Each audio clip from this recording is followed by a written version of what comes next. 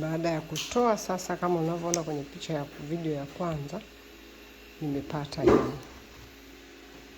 Naenda kutengeneza juisi. Itakuwa na combo ambayo nitatesti ipi ninaipenda zaidi.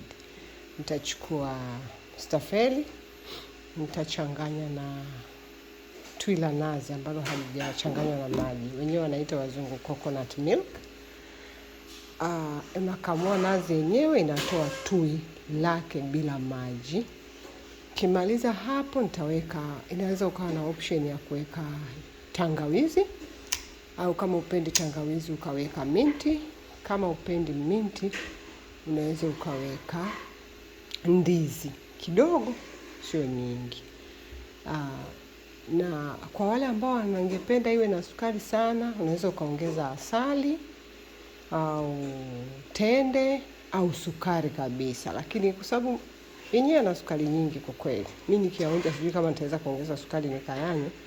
Labda naweza nikaongeza tu tende, kwa sababu zaidi ya sukari pia ina manufaa mwilini mengi sana. Tende ni nzuri, ukipata tende bora. Usiende kununua zile zilizochanganywa na asali. Tende tupu yenyewe. Kwa hiyo nitawapa mrejesho.